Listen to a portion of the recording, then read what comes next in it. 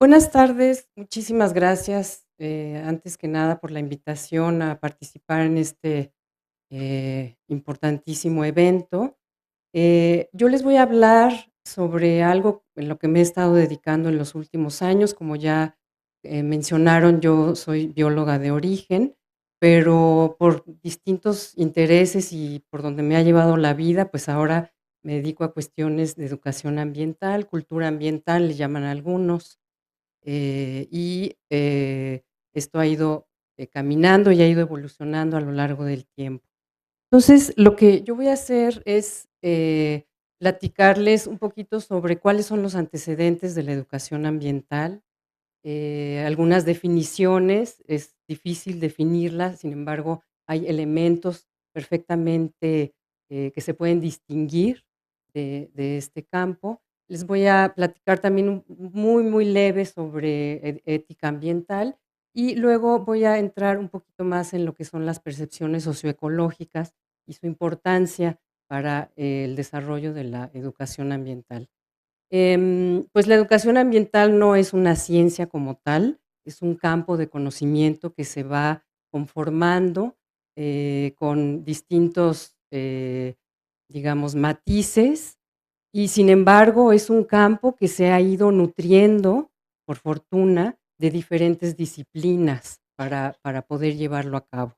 Entonces, en ese sentido, podríamos decir que la educación ambiental es ganona porque tiene, digamos, diferentes visiones sobre lo que es el mundo.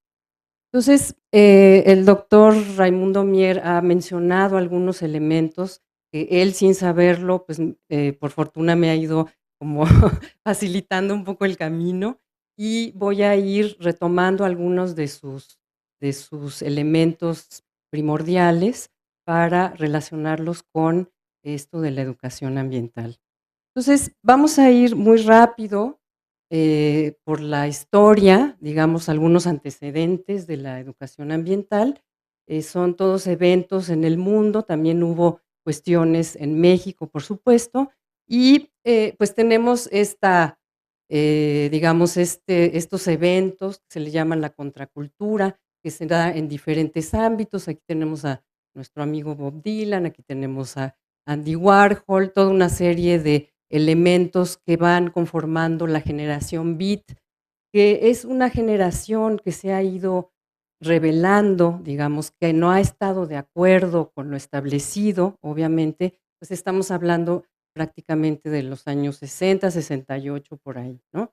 Entonces, esto va de alguna manera conformando el campo de la educación ambiental. Y también hay eventos importantísimos, por ejemplo, como el Club de Roma, que es este lugar donde se dieron cita algunos científicos y académicos, investigadores de muchos países, donde se pusieron a analizar y a investigar qué era lo que estaba sucediendo en cuestiones sociales, en el progreso, entre comillas también, todo relacionado un poco con el ambiente. Y el resultado de este Club de Roma es el informe Meadows. Les recomiendo que lo revisen, de 1972. Y en ese informe, los temas principales que surgen son estos: el deterioro del medio ambiente físico, la crisis de las instituciones, la burocratización, la enajenación de la juventud, la violencia, la educación inadecuada y la brecha creciente entre países pobres e industrializados. Y ustedes dirán, bueno, ¿y esto qué? Seguramente piensan, y si lo vemos a la luz en la actualidad, pues me parece que muchos de estos temas, planteados en el 68 prácticamente, pues siguen vigentes. Entonces, yo creo que hay algo que está ahí que no que no ha ido funcionando, y que, bueno, más adelante vamos a ver de qué se trata. También el doctor Raimundo hacía mención, digamos, a esta etapa de la historia del mundo sobre la Guerra Fría, con todo lo que eso implica, con toda pues, los buenos, los malos, que ya sabemos quiénes son los buenos y quiénes son los malos, pero obviamente, pues, tiene que ver también en una repercusión en términos ambientales, ¿no? En todo este deterioro, en esta contaminación, las sustancias, todo lo que se va manejando, que obviamente no solamente es básicamente a partir de la Segunda Guerra Mundial, pero que va de alguna manera marcando, qué es lo que está sucediendo en esta parte. Y luego, bueno, pues tenemos esta parte hippie, hippie, aquí tenemos a los Beatles, es toda una idea también, en contra de lo que está sucediendo, las guerras, las diferencias sociales, en fin, ¿no? Es todo un movimiento muy importante. Es sumado también a cuestiones, estudiantiles. Aquí tenemos el movimiento estudiantil en París, sobre todo prácticamente en el 68, con eventos que sucedieron aquí hace 50 años y que, bueno, todavía estamos, conmemorando, recordando y demás, ¿no? Y bueno, esta es una parte que ya también hace 50 años se hicieron los Juegos Olímpicos, ¿no? Y aquí hay algo también súper importante que da origen, a esto se le llama el Black Power, que tiene que ver con, pues, toda una reivindicación, digamos, de los negros dentro del deporte. Entonces, bueno, todo esto va de alguna manera abonando y, no cabe duda también la escuela de Frankfurt con estos, investigadores, filósofos que van, pues, cuestionando y van abriendo camino también hacia la teoría crítica que nos mencionaba el doctor Raimundo. La educación ambiental también se ha ido, conformando por distintas formas de ver la educación a lo largo de la historia, ¿no? Y sobre todo también en diferentes países. ¿Cuáles son los diferentes enfoques? ¿Cuáles son esas, distintas definiciones?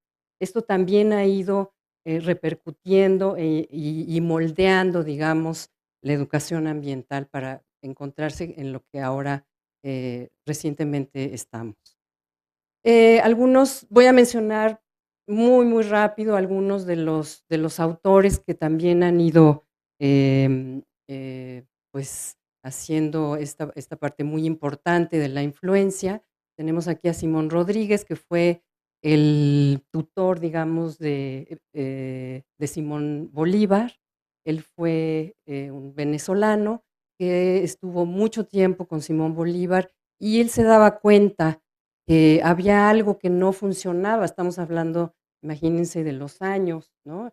En los que él estaba analizando y viendo que la parte educativa, algo estaba sucediendo que no funcionaba bien y, em, nos habla de que educar es construir un camino colectivo propio y autónomo. Es decir, este acto colectivo, creativo y emancipador, ¿no? Nos va dando, digamos, algunas pautas para ir, conformando la educación ambiental. También tenemos una gran influencia por algo que se le llamó la escuela nueva, sobre todo a finales del siglo XIX en Europa, entre las 2 guerras, y es una contraeducación tradicional, un movimiento de renovación pedagógica que en México, pues, se vio de manera como muy, muy incipiente, y me parece que ahora, cada vez hay menos estos ejercicios, digamos, a lo mejor lo que más nos suena es María Montessori, ¿no? Sobre todo en educación, kinder y así, pero bueno, son estos, autores y estos filósofos y psicólogos los que le van dando forma, y lo importante de esta escuela nueva es ir dando una nueva significación a la dignidad de la infancia, a recuperar todos los intereses del niño, pero que tienen que ver con la libertad y la autonomía, lo cual es muy, muy importante. Entonces, bueno, esta es también una de las grandes influencias. Y nuestra gran, gran influencia, que además es la que siempre traemos en todos nuestros, artículos y conversaciones, pues es Paulo Freire, ¿no? Definitivamente. Y recordemos, bueno, en sus 2 obras maravillosas, que son, bueno, tiene muchas, porque escribió muchísimas cosas, pero en La educación como práctica de la libertad y en la pedagogía del oprimido, donde nos habla sobre alfabetizar, que es un acto más bien de concienciar, de despertar la conciencia, ¿sí? De poder, ubicarse a través de una reflexión dentro del mundo, de manera individual, pero también de manera colectiva, con la naturaleza y en la sociedad. Y es también esta capacidad crítica, capacidad de analizar críticamente las causas y consecuencias. Y aquí en este punto es donde vamos a retomar a continuación algunas de las definiciones de educación ambiental. Entonces, bueno, Freire es siempre nuestro referente, justamente porque, pues, para él no era nada más que la gente aprendiera a leer y escribir, tiene todo un sistema, digamos, no me gusta decirlo sistema, pero digamos, tiene una forma de, alfabetizar adultos, y tiene que ver con ir relacionando cada uno de los objetos de la vida de la vida cotidiana, pero a través del significado, a través del papel que desempeña dentro de la sociedad. Y también otro, digamos, evento importante o influencia, pues, es la teología de la liberación, que básicamente, surge en los años 60, que es esta parte de la Iglesia católica, que toman como base, digamos, los pobres de América Latina, ¿sí? Y tenemos algunos exponentes que son brasileños, como Leonardo Boff y Frei Betto. Leonardo Boff, pues, todavía sigue dando conferencias por ahí, hablando. Él tomó, digamos, como una de sus causas, la defensa del ambiente. Entonces, son, digamos, estos elementos que tienen que ver con, pues, esta enorme desigualdad que hemos visto y que ya veíamos también, por ejemplo, en el Club de Roma, dentro de estos temas que eran muy importantes. Otro, obviamente, autor importantísimo es Edgar Morin, que además escribe sobre el pensamiento complejo, y él escribe una obra que se llama, bueno, Los 7 saberes necesarios para la educación del futuro, donde no lo vamos a ver con detalle porque nos faltaría tiempo, pero les recomiendo que lo revisen y tiene que ver mucho con todo, con educación y tiene que ver con qué tipo de educación estamos llevando a cabo con los chicos, bueno, a todas las edades, porque además, obviamente, creo que no dejamos de aprender a lo largo de la vida, no se limita, digamos, a los niños, pero sí tiene que ver con, por ejemplo, enseñar la condición humana, con la parte de la ética, con enseñar la comprensión que nos mencionaba Raimundo también, con enfrentar las incertidumbres. En realidad estamos educando para esto o para qué estamos educando, ¿no? Porque además cada vez más, eh, bueno, ahorita lo vamos a ver. Entonces, vamos a ver simplemente algunos elementos de qué es la educación ambiental. Hay autores, yo tengo mis favoritos, pero bueno, para estas 2 autoras, la educación ambiental es una dimensión esencial de la educación fundamental, es decir, debería de ser parte de la educación básica. Es más, ni siquiera deberíamos de ponerle ambiental, porque la pregunta sería, pues, ¿qué no la educación está basada en cuestiones ambientales? Y no solo de la naturaleza. Aquí, ampliamos un poco más el concepto de ambiente y le incorporamos la parte social, es decir, es la parte biofísica, lo natural, pero, hay que incorporarle, digamos, esta parte social, porque finalmente, pues, ya incluso hablamos de socioecosistemas en algunos, casos. ¿cuál es el objetivo de la educación ambiental? Pues el desarrollo óptimo de las personas y de los grupos sociales con respecto a su medio de vida. Aquí obviamente estamos hablando ya de otro tipo de relaciones. El objeto de la educación ambiental es nuestra propia relación con el ambiente y la red de relaciones que estamos estableciendo con él. Es decir, no solamente con nosotros y con los más cercanos, sino con las redes de relaciones que estamos estableciendo. Y para otros autores, ellos son españoles, la educación ambiental es una conciencia crítica, ya que critica como tal estilos de vida, bueno, más bien fomenta o promueve estilos de vida alternativos, equidad y justicia, que deberían de ser los principios del quehacer pedagógico de cualquier persona. Entonces, aquí tenemos ya algunos elementos que pueden ir, digamos, dándonos una idea de qué es la educación ambiental en general. Y aquí tenemos otra idea que es de estos últimos autores que les mencioné, de Antonio Caride y Pablo Meira, que son españoles, y dicen que la educación ambiental es una práctica social crítica que ahonda en las causas sociales, económicas y políticas de los problemas ambientales. Esto es fundamental porque se ha pensado, bueno, hay muchas formas de hacer educación ambiental en diferentes ámbitos, en diferentes niveles, pero se ha privilegiado mucho esta idea de que solo nos enfocamos en los problemas, en las consecuencias ambientales, digamos, y queremos abordarlas para solucionarlas o para proponer alternativas, mucho desde la tecnología. Entonces, vemos, por decirles un ejemplo, un río contaminado, entonces decimos, bueno, pues lo que hay que hacer es construir aparatejos que nos quiten la basura, que la disminuyan, podemos hacer jornadas de limpieza donde la gente se siente muy contenta porque está poniendo su granito de arena y qué padre, y vamos a limpiar, ¿no? Y lo que sucede a la semana siguiente es que vuelve a estar idéntico, ¿no? O peor.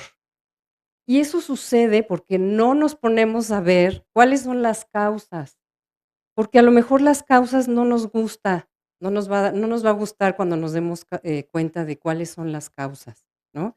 Porque además no vamos a saber muy bien cómo abordarlas.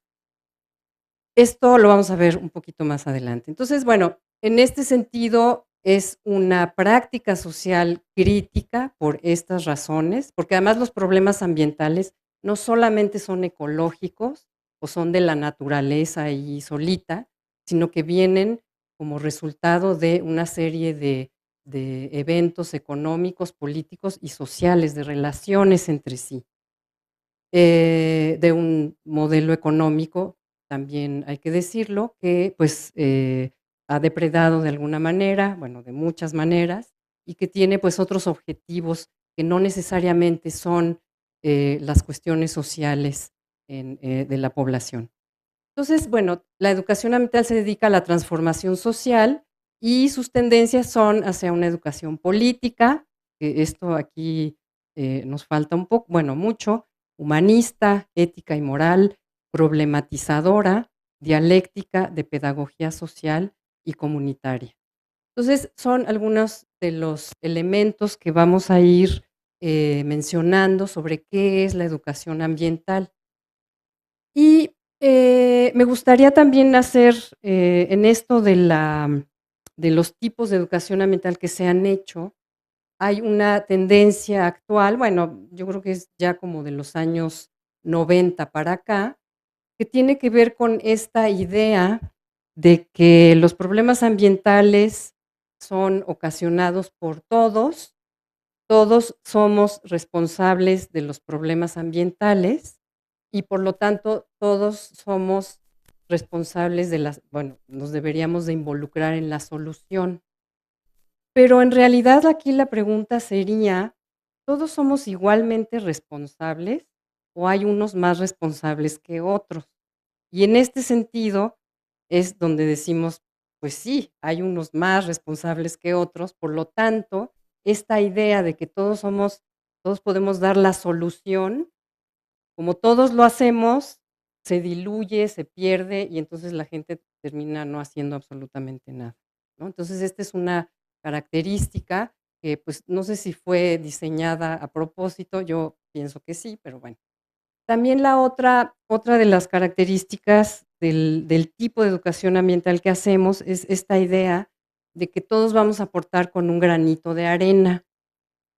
Esto está bien, o sea, todos podemos hacer cosas desde lo individual, sin lugar a dudas, pero promueve este individualismo que también está promovido por el sistema económico que en la actualidad tenemos, ¿no? Esta cuestión de sí, yo hago desde aquí y si no me beneficia, entonces no hago, ¿no? No me comprometo porque no le veo ningún beneficio personal, digamos, incluso. Y es una cuestión que tiene que ver con esto está de alguna manera mermando la organización colectiva de comunidades, ¿no? Que algunos autores dicen: "Okey, sí hay que hacer el granito de arena", y a lo mejor te sientes bien porque lo hiciste y entonces ya te sientes menos culpable, pero, ¿qué está pasando con los colectivos, con las comunidades que están tratando de hacer las cosas diferentes? Y que además hay muchísimos ejemplos en México de educación ambiental haciendo redes y comunidades. Muchísimos jóvenes están incluso haciendo grupos, ¿no?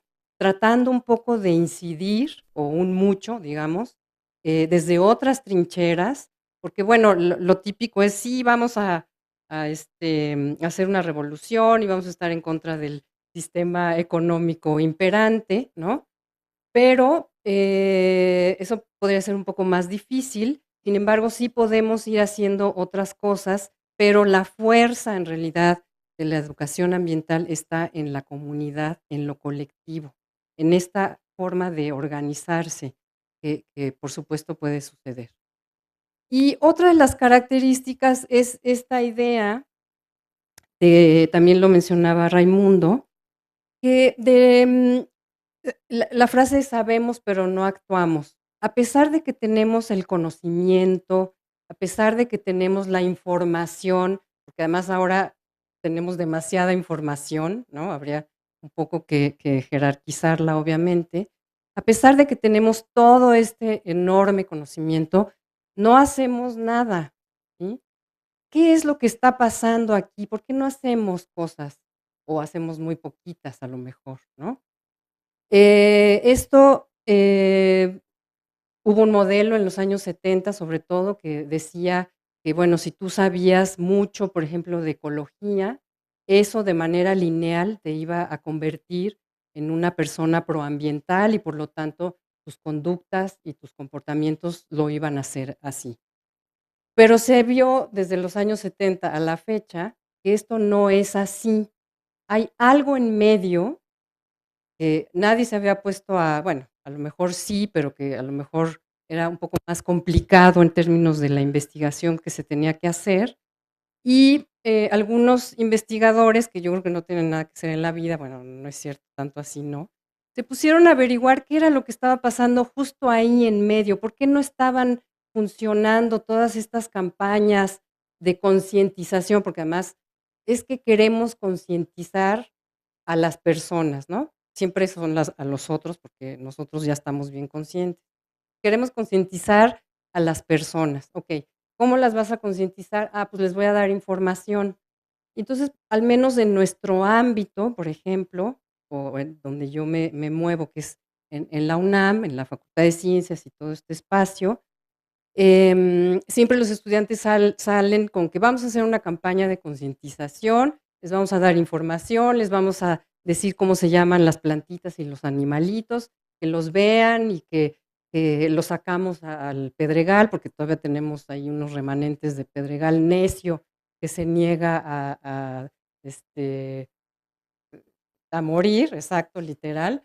Entonces, es esta idea, ¿sí? Pero eso no necesariamente, a lo mejor un par de estudiantes o de personas van a decir: "Ay, sí, mira, está padre y me hace falta, ¿no?, tener este vínculo", porque además una de las características de la educación ambiental es volver, digamos, a establecer este puente, este vínculo con lo natural, ¿no? Porque pareciera, y sobre todo si somos muy urbanos, pues llegamos a escuchar cosas tan absurdas, por ejemplo, como que la comida viene del súper y el agua de la llave y esas cosas totalmente fuera de lugar, ¿no? Entonces, justo también la educación ambiental pretende establecer otra vez este puente que se rompió en un momento histórico, siglo XVII, luego lo veríamos. Bueno, creo que no nos daría tiempo, pero esto. Entonces, lo que encontraron estos investigadores fue algo muy interesante, fue que para que alguien pudiera tener una conducta proambiental, había que conocer a la persona en relación, bueno, consigo misma y con el grupo al que pertenecía, pero que además había cuestiones de personalidad, había cuestiones del contexto en el que habían vivido, de su historia, de barreras, sí, de conocimiento en muchos casos, ¿no? Entonces, hay todo un complejo ahí, un entramado que si no conocemos y si no sabemos y si ni siquiera comprendemos, pues, por más campañas que queramos hacer de concientización, nada va a suceder, que es lo que ha sucedido o no en los últimos desde los años 70. Entonces, esto obviamente dio una pauta y una enorme luz hacia dónde debían ir las estrategias educativas, bajo un enfoque ambiental. Entonces, por fortuna sabemos, ¿no? Sabemos, entonces, ahora que también está tan de moda toda la cuestión de la complejidad, estos enfoques, por fortuna, pues nos permiten abordar y entender estas realidades ya de una manera mucho más holística, integral, ¿no? Donde todos los elementos están ahí, interactuando, unos más fuertes que otros. Hay cuestiones que vienen de fuera de nuestros sistemas, digamos, pero que ahí están y están, es una dinámica, están interactuando entre sí. Bueno, entonces, también una parte fundamental de la educación ambiental es este tema de la ética ambiental, que tiene que ver con cómo se analizan las relaciones que establecemos con el mundo natural que nos rodea, ¿sí? ¿Cuál es este tipo de relación?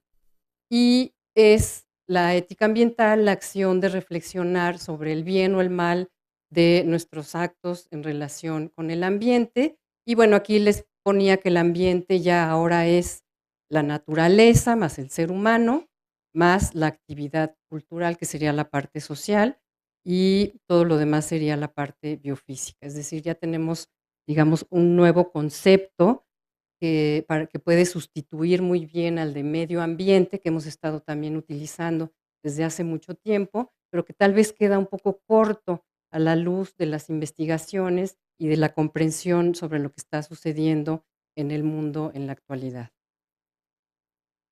Y, hacernos preguntas, ¿no? Volver a preguntarnos, que son preguntas a lo mejor muy elementales, ¿no? Pero en este sentido podemos preguntarnos quiénes somos, cómo nos reconocemos, de qué manera orientamos nuestras conductas y qué le damos valor en nuestras relaciones con los demás seres humanos, con la naturaleza, qué valoramos en nuestra comprensión, sobre todo de que no estamos fuera ni aislados, sino perfectamente integrados, así debería de ser, suponemos. Entonces, bueno, ya a manera un poco como de resumen para entrar a la parte final de esta plática, les podría decir entonces que la educación ambiental es un paradigma, se basa en un paradigma crítico, ya que promueve la reflexión, va hacia la transformación y hacia el cambio social. Desde luego incorpora o debería de incorporar, la complejidad, la parte holística, siempre tomando en cuenta que todas las situaciones ambientales, no han sido iguales ni en el tiempo ni en el espacio. Hay una historia que tenemos que conocer, por supuesto. hay un contexto también en el cual se desarrolla toda esta situación ambiental, y algo importantísimo es que gran parte de los problemas ambientales, si los queremos entender, comprender y abordar y dar soluciones, no va a funcionar si no echamos mano de la interdisciplina, ¿no? De este trabajo y de este enriquecimiento de distintas disciplinas que pueden ir haciendo a los problemas. La ética ambiental, los procesos participativos en términos de ir construyendo una comunidad, y algo importantísimo es el arte, ¿sí? Últimamente ha habido también muchos autores que han recurrido, digamos, a diferentes manifestaciones artísticas para poder, promover procesos de reflexión y de crítica y de, pues sí, de autorreflexión, básicamente, a través del arte. Entonces, la educación ambiental se trataría no solo de cambiar el comportamiento, mejor el cambio político, ¿no? Aquí es donde gran parte de las propuestas, por ejemplo, estas que tienen que ver con lo verde, con el reciclamiento y lo biodegradable y todas esas cosas que no sé si están así que están tan de a de veras, se quedan un poco en la banalidad, digamos, ¿no? Sí, órale, vamos a entrarle a lo verde, pero no cuestionamos, digamos, de dónde incluso vienen todos estos productos, ¿no? Finalmente creo que vienen de las empresas, y las empresas, pues, no necesariamente le van a perder, digamos, ¿no? Cuestionar el orden establecido, esto es también una herencia de todo esto que les acabo de mencionar al principio. Concientizarlos no solo en información, ¿sí? No es suficiente tener la información, y ir reconociendo que hay toda una serie de símbolos que se construyen en la sociedad. Además, pues, hay una crisis ambiental, hay algunos autores mencionan que hay una crisis de civilización, algunos otros añaden que es una crisis de civilización occidental, ¿sí? Por un desconocimiento de lo que está sucediendo, por las formas de pensar y de cómo se están resolviendo los problemas de esta cuestión del modo de producción, de los ritmos de extracción de materias primas, del uso de los recursos naturales, el cambio de uso del suelo, del medio natural y los patrones de consumo. El resultado, bueno, pues es este desajuste, acumulación de desechos, contaminación, abuso de recursos naturales, transformaciones sociales, porque todo va, digamos, de la mano, ¿no? Este es un documento que se llama Manifiesto por la Vida, se los recomiendo mucho, un manifiesto ético de qué es lo que habría que hacer, pero parte de un análisis muy fuerte. Entonces, em, hay una parte de la educación ambiental que se basa justamente para poder, digamos, abordar y dar algunas alternativas. Los investigadores se han dado cuenta que es importantísimo saber qué es lo que la gente está pensando sobre su entorno, cómo lo está percibiendo y sintiendo, obviamente, y a partir de ahí que sean las propias personas las que puedan ir aportando soluciones y formas distintas de ver la situación ambiental. Y eso se hace a través del estudio de las percepciones. Ahorita vamos a entrar un poquito más a detalle al respecto. Esto significa que hay que preguntarse cómo es que los grupos humanos le están dando significado al entorno y cómo se relacionan con esto. Entonces, esta es una parte muy importante. También ha habido una enorme tendencia hacia, y sobre todo que viene, por ejemplo, de los científicos como nosotros, de al ver un problema ambiental, decirle a la comunidad, por ejemplo, pues es que el problema que tú tienes es este, porque desde la ciencia, pues eso es lo que decimos, ¿no? Y la solución que tú le tienes que dar es esta otra, pues, desde la ciencia, ¿no? Por ejemplo. Pero entonces, ha habido también muchos ejemplos y muchos, digamos, proyectos incluso, que así han funcionado y que no han resultado. ¿Por qué? Bueno, pues porque a la gente de la comunidad nadie se tomó la molestia en preguntarle cómo está viendo estas personas esos problemas. Seguramente lo van a ver de una manera distinta a como nosotros lo vemos. Entonces, aquí es un poco como dar otra mirada a la incluso a la forma como se está investigando en muchos ámbitos, en muchas disciplinas, y posicionarse en otro lugar para poder ir entendiendo y a lo mejor las mismas comunidades, a partir de su percepción, poder dar alternativas que a lo mejor no son las que nosotros habíamos pensado, pero seguramente son es la respuesta a cómo ellos están viendo su realidad.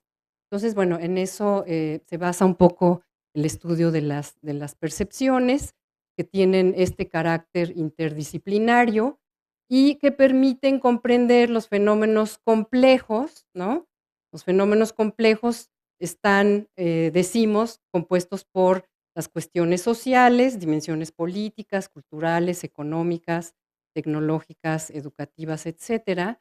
Y por otro lado tenemos los fenómenos ecológicos, que tienen diversas dimensiones, ¿no? Biológicas, evolutivas, biogeoquímicas, energéticas, biofísicas.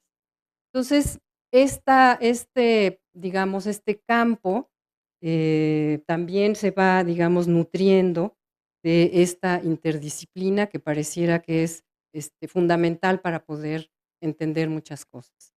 Aquí me tomé la libertad, discúlpeme, además se me desconfiguró un poco el texto, de tomar un texto de Gifu que ha escrito mucho sobre la percepción y después sobre percepciones ambientales o socioecológicas.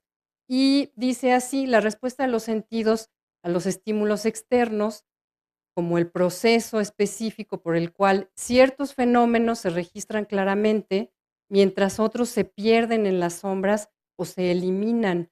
Mucho de lo que percibimos tiene valor para nosotros, tanto para nuestra supervivencia biológica como para brindarnos ciertas satisfacciones que están enraizadas en la cultura. Entonces, si se fijan, esta cuestión de la percepción, pues tiene que ver mucho también con el valor, con la importancia, con el significado que le damos a las cosas. Y según él, de la percepción surge la actitud, la conducta, digamos, y de la experiencia, la visión del mundo. Y hablando ya, digamos, de ecosistemas, de socioecosistemas, porque ahora ya hablamos, digamos, de socioecosistemas, también ha habido muchas autoras, sobre todo Elena Lazo y Luisa Paré, que dan cuenta en un libro muy bonito, bueno, muy bonito y fuerte a la vez, de cómo ha ido, digamos, destruyéndose la naturaleza en el estado de Veracruz, de cómo esto ha sido como un proceso entristecido, le llaman ellas, y obviamente en los ecosistemas se involucran conocimientos, actitudes, creencias y valores que permiten ir también comprendiendo qué es lo que la sociedad va sintiendo y percibiendo sobre su ambiente natural, y bueno, pues tiene que ver con estos elementos que están aquí a un lado. ¿Qué son las percepciones socioecológicas? Ahora, digamos, es un poco como el término adecuado. Las percepciones socioecológicas nos aportan un marco sistémico que va de recibir la información, interpretarla a través de experiencias previas, conocimientos, creencias que hay que conocer, ¿sí? Para poder ir emitiendo juicios y actuar a partir de ellos. Esta es una de las características de las percepciones socioecológicas. ¿Y qué es lo que nos permite investigar este tipo de percepciones? Bueno, las expectativas de las personas, los sentires, antes no, también se habla de los saberes, ¿no? Ahora también se habla de los sentires, de un grupo determinado, permite diagnosticar, planear y replantear procesos educativos significativos a partir de estas percepciones, basados en el contexto de los diferentes grupos humanos. El estudio de las percepciones, de las percepciones socioecológicas, se puede hacer a través de diferentes enfoques, el cualitativo, cuantitativo o mixto, no voy a, abundar mucho en ello. Sin embargo, existen, digamos, además muchos ejemplos de cómo se han ido abordando las percepciones socioecológicas a partir de diferentes, aproximaciones metodológicas. Se puede hacer así. Y ya que dijimos, o no sé si lo dijimos, pero espero que sí, que la educación ambiental es un proceso transformativo en cuanto a la relación que establecemos de manera individual y colectiva con el ambiente, a fin de reconstruir la red de relaciones. Entonces, tenemos que es necesario que la educación ambiental pueda ir construyendo una identidad ambiental, un sentido de estar en el mundo, un arraigo de nuevo o recuperarlo y desarrollar una cultura de pertenencia y de compromiso. Entonces, todo esto que acabamos de mencionar sobre las percepciones socioecológicas ayudarían, de la mano de la educación ambiental, a ir construyendo, diferentes cuestiones. Las percepciones socioecológicas en la educación ambiental, entonces, aportan diferentes conocimientos sobre las relaciones humanas y la naturaleza, obviamente desde la mirada de los grupos, así como evaluar procesos y prácticas. Es decir, conocer las percepciones socioecológicas nos permite volver a lo mejor a diseñar procesos educativos, renovar, reconstruirlos, para que puedan ser, cuestiones significativas. Y algo que últimamente, y con esto prácticamente termino la plática, algo que se está, digamos, manejando últimamente mucho es todo este tema, obviamente, del cambio climático, aunque el presidente Donald Trump dice que no existe, eso no le vamos a hacer ningún caso, ¿no? Pero, en el contexto del cambio climático, pues, ha habido nuevos, digamos, términos, nuevos y no, porque, por ejemplo, la cuestión de la resiliencia, pues, ya se manejaba al menos desde la ecología más teórica, digamos, pero, son elementos que están surgiendo ahora y que cómo le vamos a hacer, digamos, por ejemplo, desde un proceso educativo, ante cuestiones, desastres por fenómenos naturales u otro tipo de situaciones ambientales difíciles. Por ejemplo, tengo yo desde hace un año trabajando en Barrancas del Surponiente, trabajando en una propuesta de cultura ambiental, y dándome cuenta de que, pues, la gente vive en las barrancas, literal, con unos enormes riesgos, enorme vulnerabilidad, y cómo le haces, o sea, cómo hacemos para poder, fortalecer a las comunidades o a las personas que viven ahí, que, pues, finalmente ahí están por diversas razones. Podría ser porque no tienen otro lugar donde vivir, podría ser porque se establecieron ahí, porque a lo mejor las autoridades, en fin, hay toda una serie, es multifactorial, digamos, ¿no? Pero, ¿cómo hacemos desde la educación ambiental para ello? Y lo que sí podemos hacer es también, a través del estudio de las percepciones, las personas, identifican o sienten los riesgos de manera distinta también, porque ha habido muchos estudios al respecto, ¿no? Es un mismo riesgo, es percibido y manejado de forma diferente en cada contexto.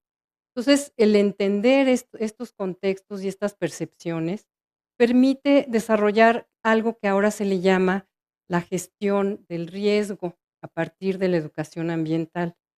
Es la gestión del riesgo en el sentido de, okey, antes de que venga Protección Civil a salvarnos de una inundación o antes de que suceda algo espantoso, cómo la comunidad, a partir de cómo percibe esta comunidad el riesgo, puede organizarse y puede desarrollar diferentes estrategias para reducir su vulnerabilidad. Entonces, esto es algo muy importante también que se ha ido desarrollando en los últimos años, pues, por desgracia, a partir de la cuestión del cambio climático, ¿no? Pero digamos que es una de las grandes aportaciones que podría hacer la educación ambiental en este sentido. Y, pues, con esto termino mi intervención. Muchas gracias.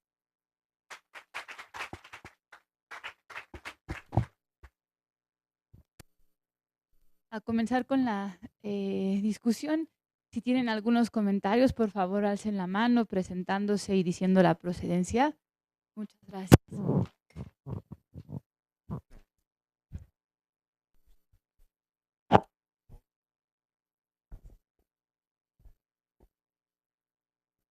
Buenas tardes. ¿Dónde estás? Guadalupe Luna, de Colegio de Bachiller. Ya te Maestra, ¿me puede auxiliar? Es que no puede distinguir el concepto de problemática ambiental.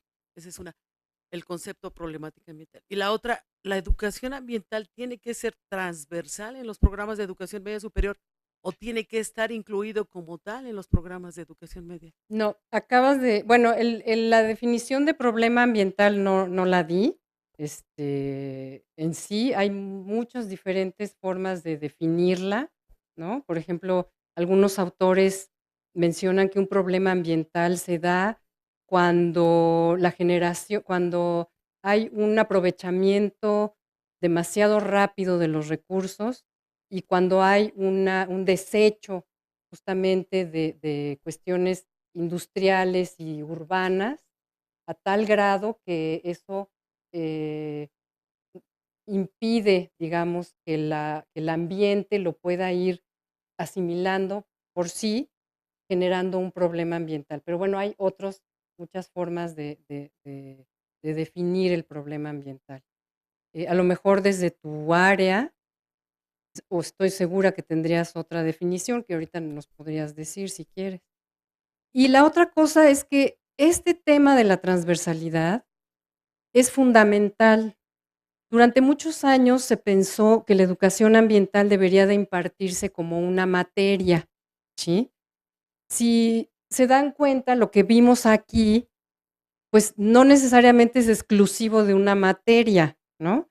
Incluso decían que tenía que ser una materia de corte científico, ¿no? Porque también ha habido como esta, digamos, esta tendencia, ¿no?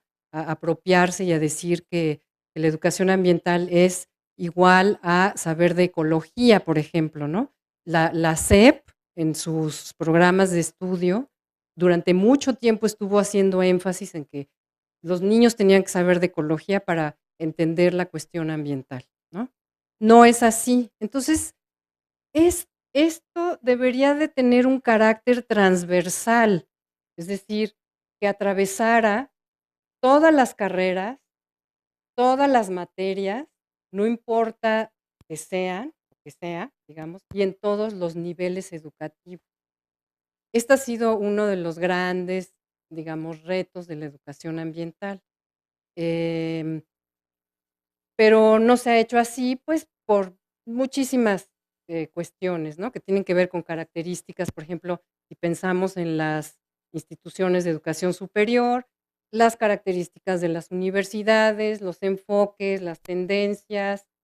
Sin embargo, ha habido esfuerzos, en algunas universidades, de México, que están incluso conformadas en algo que se le llama el Complexus.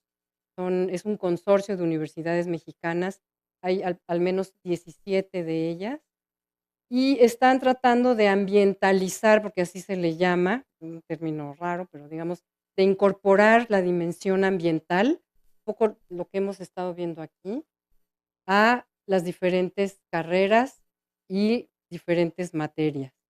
Y ahí va, el proceso es un proceso largo porque va en contra de inercias y y cuestiones así, pero por supuesto que debería de ser transversal. O sea, eso me parece que es indiscutible, porque lo que se ve aquí, pues son cuestiones de valores, de complejidad, o sea, se ven un chorro de temas que no son exclusivos de nuestras ciencias, ¿no? Es de todos, porque estás formando seres humanos para algo, ¿no? Con un sistema de valores, por ejemplo, bien definido. No importa lo que se vayan a dedicar en el futuro, ¿no? Pero sí es esta cuestión de estar formando personas y pensando en esta dimensión ambiental, ¿no? Que permite relacionar y ver todo desde la complejidad. Entonces sí, sí es necesario. ¿Alguien más?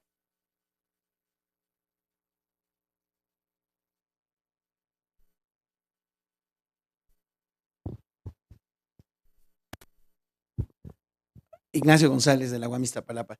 Impresionante, ¿sí? De verdad. Yo creo que mi percepción, exactamente, Ya que es hablamos de que percepciones. exactamente, que esto de las cosas ambientales no tiene nada que ver con el medio ambiente, sino tiene que ver con la sociedad, con todo, efectivamente, ¿no? Y yo haría como un resumen de lo que decía el ponente anterior y ¿no? Lo que nos decía es que tendríamos que en la educación, esas dos conferencias para mí han sido así como ¿qué hacemos? Y la responsabilidad que tenemos para educar es demasiado grande, ¿no? Sí. ¿Sí? Y decía él, lo que tenemos que fomentar en nuestros alumnos es el deseo de comprender, ¿sí? Pero para el deseo de comprender, lo que tenemos que hacer es buscar cuál es la percepción de nuestros alumnos para poder motivarlos, qué van a comprender, ¿sí? Entonces, mi pregunta muy particular es, decimos, lo que tenemos, para mí la percepción socioecológica va a ser muy importante en dónde estamos, ¿no? Entonces, ¿cuáles son las estrategias que usted propone para las percepciones socioecológicas, para que, digamos, cuál es el mundo de un alumno, de un chico que está estudiando el bachillerato, que está en el oriente o en el norte o en el sur, ¿no? ¿Sí? Para que entonces podamos ver cómo motivamos las preguntas para que él desee hacer esto. Claro que ¿Cuáles sí. son las estrategias? Claro. Hay muchos ejemplos en diferentes niveles educativos y no, y fuera, y en la educación no formal también los hay. Y el trabajo, por ejemplo, con niños es un ejemplo, ¿no? Porque también se ha trabajado a nivel universitario y eso. Es recuperar, o sea, porque uno le dice a un niño, a ver, dibuja un árbol o dibuja tu jardín o digo, los que tienen la fortuna de conocer un jardín, ¿no? Por ejemplo, dibújate a ti en un entorno. Y los profesores, porque los he visto, son muy dados, oh no, pero dibújale un arbolito, dibújale el pajarito, ¿no? La manzana, que todas esas cosas, ¿no?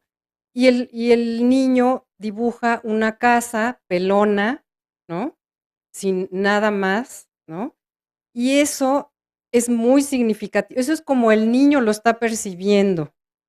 Y para analizar, por ejemplo, los dibujos de los niños, hay toda una metodología, hay muchísimos artículos científicos publicados para poder interpretar esto y además ir recuperando esta forma de ver para proponer cosas, pero a partir de ellos, ¿no? De, por ejemplo, de los niños. Y así tenemos muchas otras maneras de ir recuperando esto metodológicamente, de forma cualitativa, cuantitativa, en cuestiones estadísticas, pero también completando con cuestiones cualitativas, ¿no? Por ejemplo, si nosotros hacemos 4 preguntas de sí, no y así, pues a lo mejor nos da una idea, ¿no? De lo que la gente está pensando, sintiendo. Pero si hacemos preguntas abiertas, donde la persona pueda decir realmente lo que quiere y cómo lo percibe, luego hay formas, obviamente, de poder interpretar esta información para poder incorporar en cualquier tipo de, pues, de propuesta. Entonces, es una parte que también ha estado muy, muy trabajada, que por fortuna todo esto obviamente viene de las ciencias sociales, de la antropología, de la sociología, ¿no? Pues complementada con la parte la estadística y todo esto, ¿no? Pero digamos, este es la gran aportación de las ciencias sociales a la educación ambiental y a poder hacer las cosas de una manera distinta. Entonces, sí hay formas. Además es muy esperanzador, ¿no? Finalmente, eso es algo que no lo dije, pero la educación ambiental es esperanzadora, ¿no? En cuanto a su forma de ver el mundo, de abordarla, de solucionarla de una manera distinta. Y ahorita yo creo que lo que nuestros chicos necesitan es algo esperanzador, ¿no? Porque siempre en las clases es qué horror este sistema, cómo vamos a estar en contra del sistema, el mundo está horrible, mira cómo. Entonces no hay nada que hacer porque nos rebasa, ¿no? Y sin embargo, hay muchas cosas que hacer y ellos están dando muchos ejemplos y pautas de las cosas que ellos piensan que se deberían hacer y que hay que recuperar. Y además hay que difundirlas y visualizarlas, ¿no? Porque sí hay muchos ejemplos. Entonces, no sé.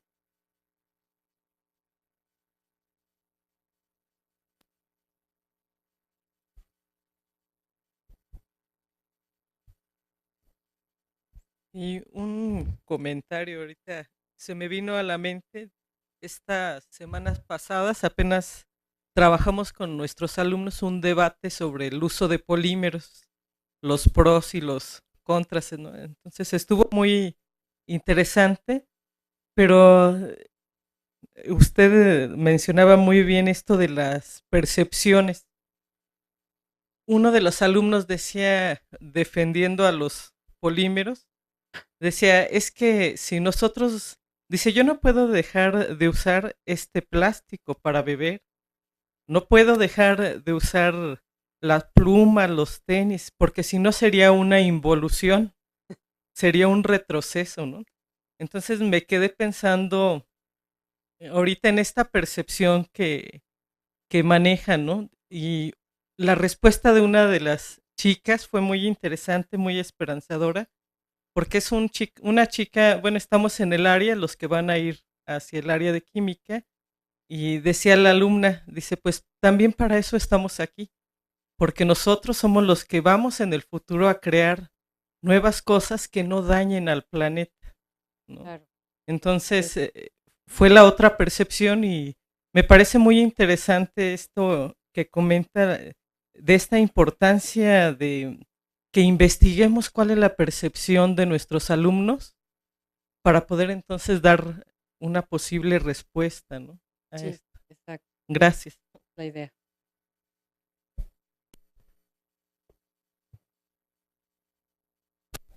Sí, o también podríamos pues, dejar de consumir tanta cosa, ¿no? Sí, exacto. Sí, hay muchas cosas que hacer. O sea, la educación ambiental, algunos dicen, no, es que hay que educar, ok, sí, pero no es todo.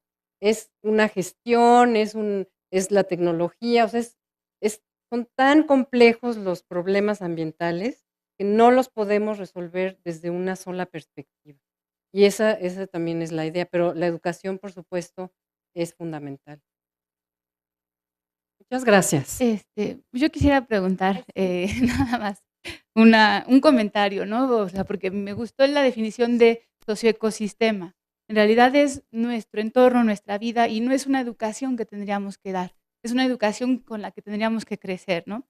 Entonces, regresando un poco también al comentario sobre los polímeros, en realidad, yo, una química polimérica, podría decir que pues es una maravilla, ¿no? Una conservación de la energía en los polímeros maravillosa. ¿Cuál es el problema? No tenemos la educación del reciclaje, no tenemos la capacidad del reciclaje. Entonces, en realidad no es un enemigo, sino la educación que no nos permitió cómo reciclarlo o cómo manejarlo de otras maneras. En todos los niveles, ¿no? Porque obviamente eso no es nada más la buena intención de la población de querer juntar sus plásticos, sino también de las políticas, etcétera, y demás que permitan todo esto. Bueno, y con esto pues quería un poco retomar este libro de La cuna a la cuna, no sé si lo conoces. No. Bueno, es uno de los dirigentes de Green, sí, de Green, ay, ¿cómo se llama? Greenpeace. De Greenpeace, ajá. Michael, ya no me acuerdo, es un alemán, pero de la creación, digamos, de sistemas donde la misma basura fuera producto y fuera como un ciclo, ¿no? Como el ciclo de la vida de las plantas, etcétera, que pues bueno, mueren, alimentan a la tierra y siguen creciendo más plantas. Entonces, yo creo que uno de los principales objetivos de la educación ambiental, pues más bien es crear seres humanos siempre, ¿no? Desde los preceptos de Montessori hasta la educación, como hablabas de esta transversalidad. Entonces, pues bueno, ¿a qué le estamos tirando, no? Y cómo podemos despertar conciencias para no llegar a la catástrofe inesperada, ¿no? Como la del cambio climático o como lo que pasó en Nayarit recientemente, que se inundó todo el río desbordado, casas que no sabían ni cómo sobrevivir. Y tú hablabas algo de cómo se organiza la población a partir de una catástrofe o para prevenirla, ¿no? Y la Pero cuando gestión ya del llega riesgo. esta, ¿cómo podemos No, actuar? pues le hablas al de Protección Civil, le dices, por favor, sáquenme de aquí. No, bueno, también tiene que ver con qué haces después, Sí, pero esto desde tu organización, digamos, ¿no? Creo yo que y es algo poco explorado, pero me parece que podría ayudar muchísimo. Muchas gracias. gracias. Vamos a agradecerle a la doctora Irina, por favor. Muchas gracias. Y un reconocimiento. No, muchas sí, sí, sí. Un